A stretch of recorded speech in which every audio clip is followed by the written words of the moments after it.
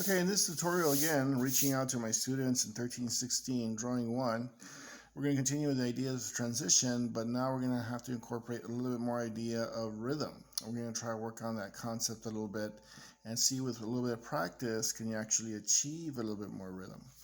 The reason why we want a little bit more idea of rhythm, because again, we do want to emphasize an idea of transition, but we wanted to try to incorporate this idea of control. And again, as far as within drawing, a lot of people don't understand just the idea of just control with a hand, but it's a coordination between the mind, the eye, and the hand. There has to be a little bit of a deeper connection in order for you to have a little bit more success towards the future. Because there isn't anything that will kind of disappoint you more than trying so hard, and of course, the coordination isn't there. You know, what you tell the hand to do, well, it doesn't really do. So as far as right now, we're not drawing. We're just trying to emphasize the idea of good quality of line and also, of course, the idea of transition. In this case here, what I'm going to do is I'm going to draw a little rectangle, something for me to be able to work within. But again, we did a little bit of similar concepts within our first one, within the transitions, using different types of line. Right now, we're just going to use a straight line. And what I want you to do mostly, again, is really to emphasize on this idea of stretching out your hands, stretching out your fingers, and also, of course, trying to have your wrists nice and straight. As far as what are we going to be doing, is we're going to be drawing with rhythm.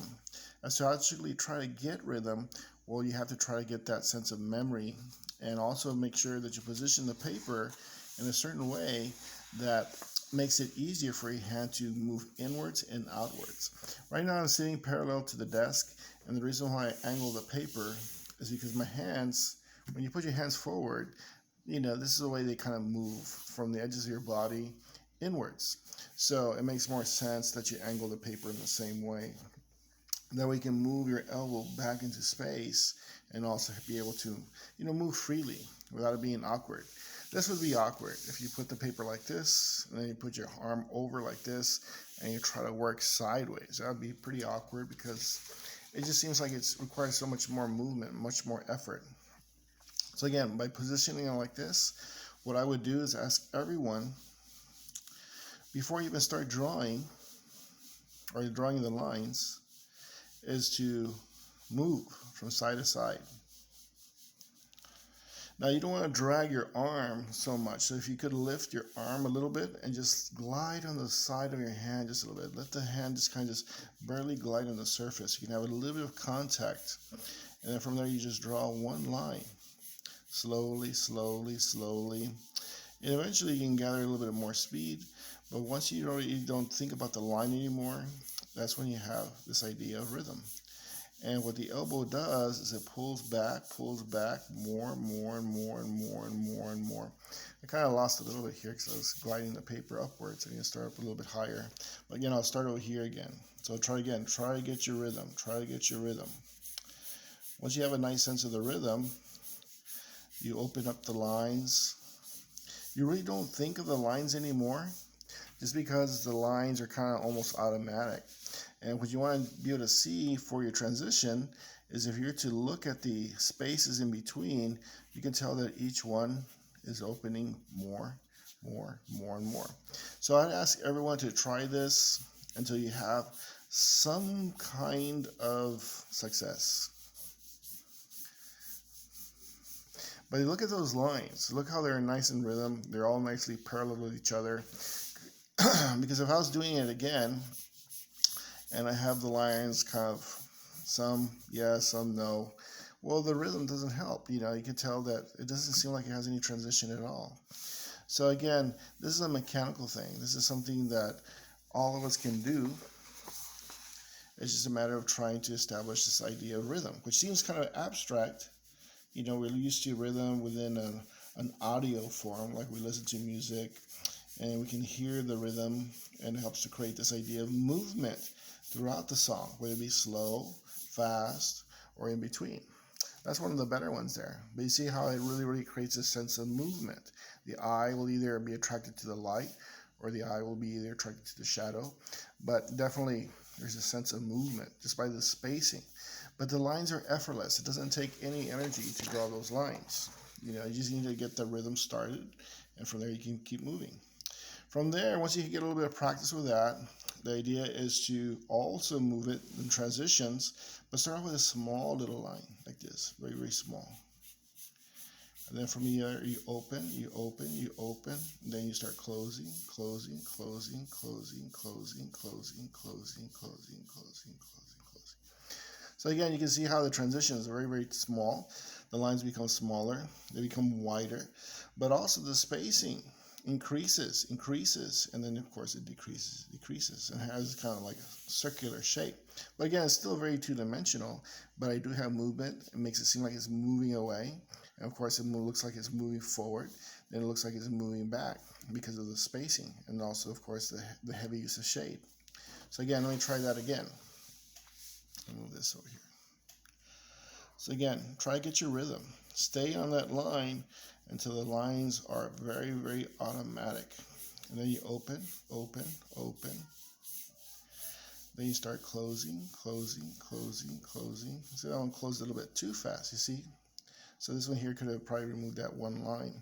It just kind of jumps, but this one's much, much smoother. So again, that's very, very good practice. Now, if your lines are coming out a little bit like this, a little curvy, it's because you're bending your wrist. Try not to bend your wrist, because then you'll make curves. We'll use that one for the next tutorial, is how to draw curves with the same quality as a straight line. Now again, if I was drawing something, you know, how would I use this exercise to draw something besides transitions?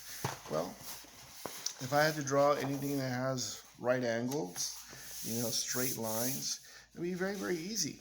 You know, like if I had to draw like a little, I don't know, like a birdhouse or something, and it had straight lines.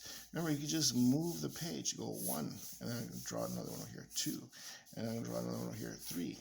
And over here for the roof, go up, turn the paper on the side, draw another one there. As far as this line here goes back, this one goes back, and then follow this line here.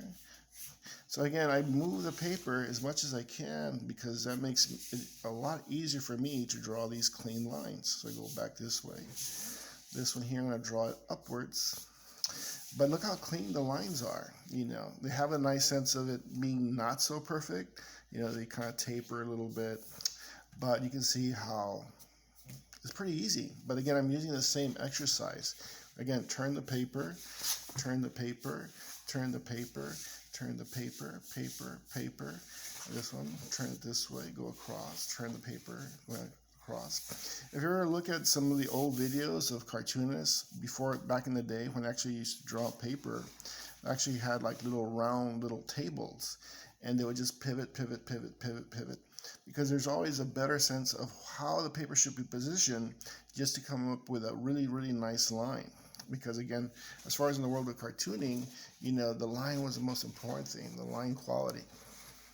So again, I really want everyone to practice a nice transition. You know, first with a straight line.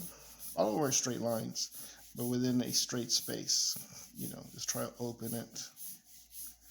More, more, more, more, more, more, more. See, that was pretty good.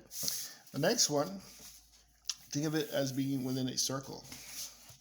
That's going to transition into the next tutorial. So again, small little lines. Get your rhythm.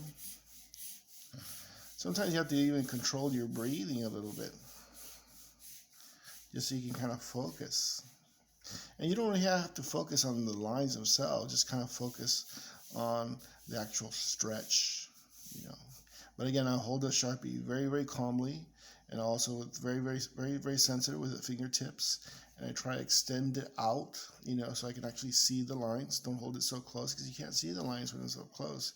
You know, let it be out there.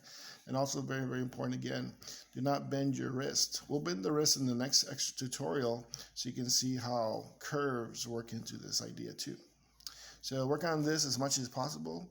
And when you have growth, that means you're doing better, but it doesn't mean to stop. You know, you can always keep exercising a little bit more too. Okay, thank you.